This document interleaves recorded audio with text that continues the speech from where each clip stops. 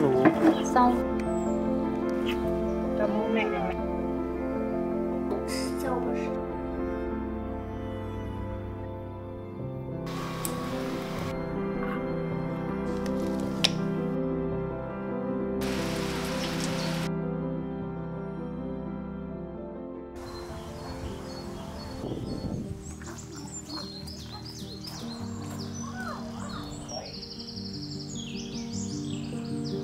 So hat mein Großvater auch gearbeitet. Ich bin in der Schule. Du bist schon in der Schule? Ich bin 7 Jahre alt. Oh. Muss der Teig schlafen. Oh. Ja. Vollkornmehl. Weißt du, wie der heißt? Ich heiße da. Das ist ein Schmier.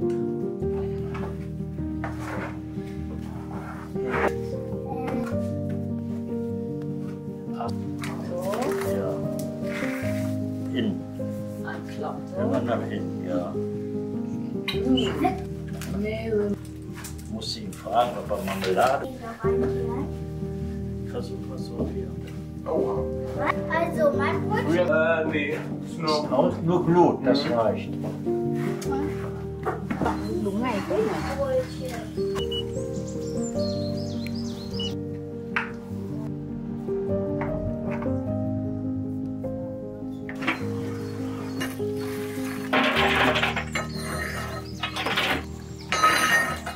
Ja, ne? Natürlich.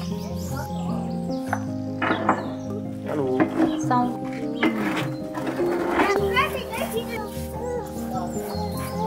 Sơ mẹ sơ.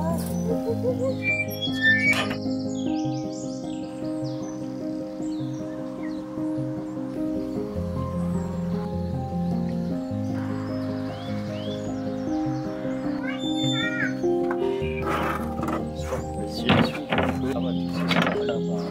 Das ist wunderbar ausgefettet.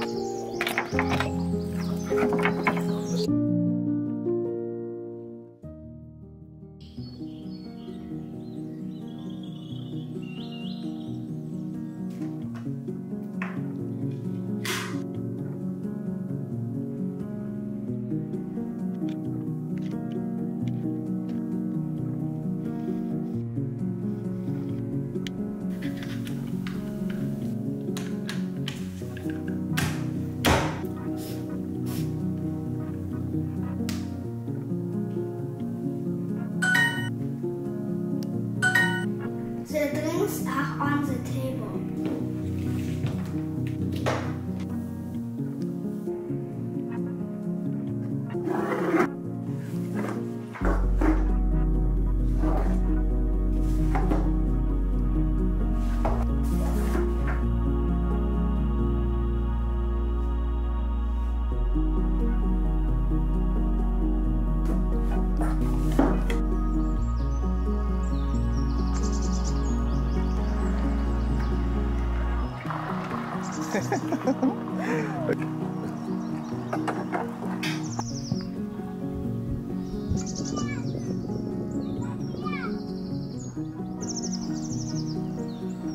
Sao có mẹ?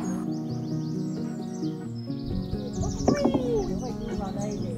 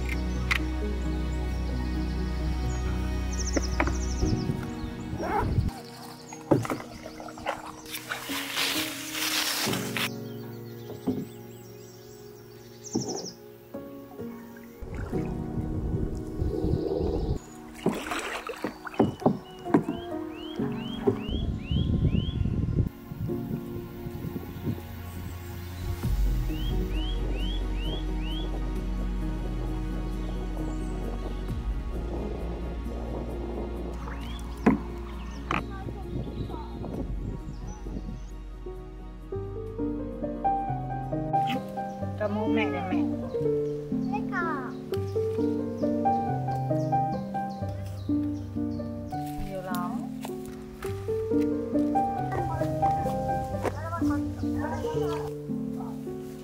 Em quan đi.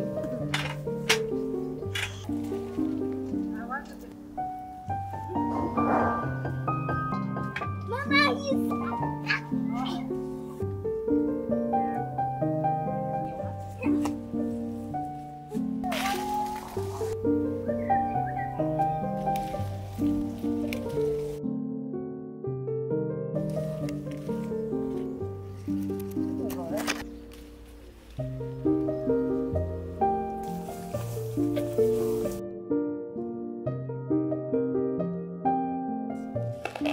Kann ich mal gucken? Schöner Muster. Sitze und guck.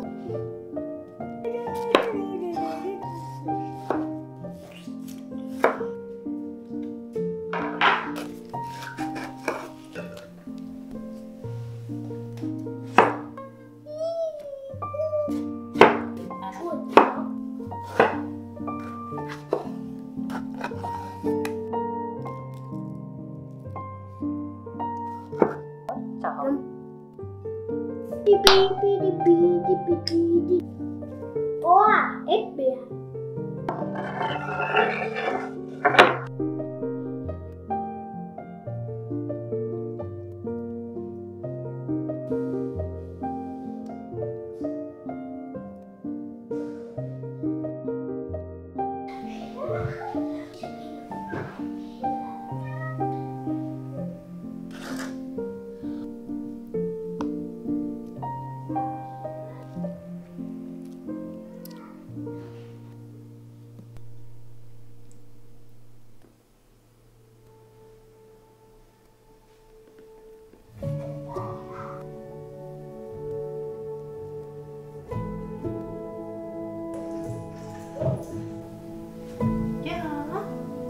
Gut.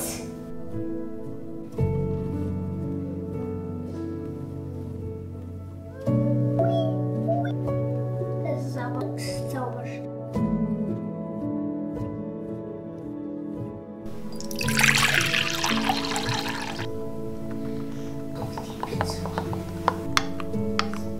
Die hat einen sehr harten Hals.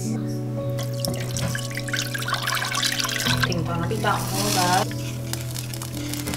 Tổ.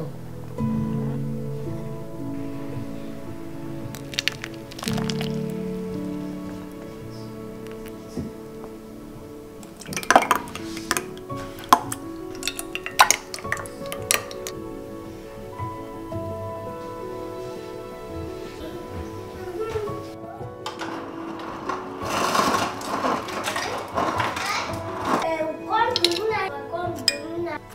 Trong này là gì? Sữa hạnh nhân.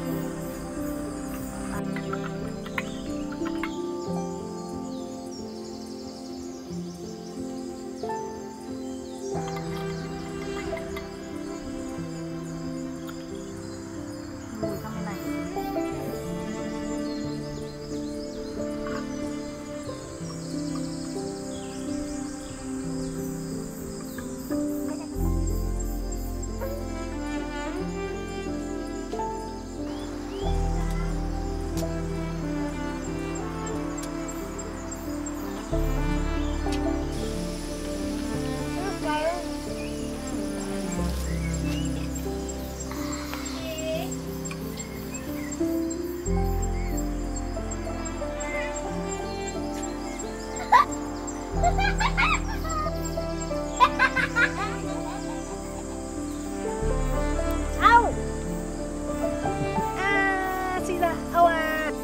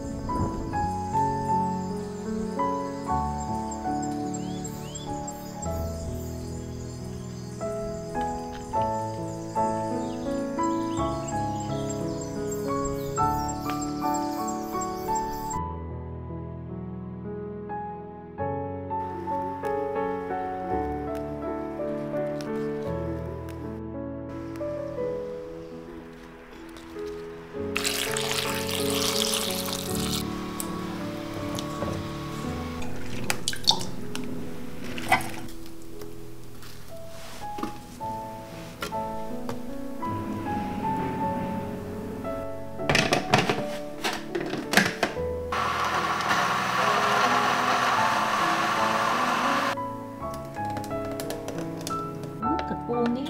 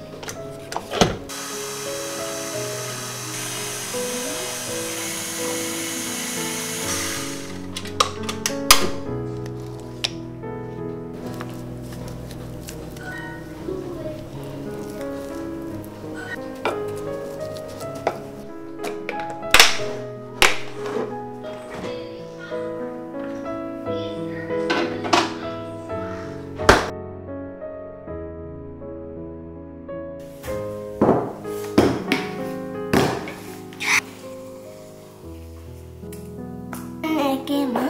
Dạ. Con về. Chào con. Chắc spritzt. Here.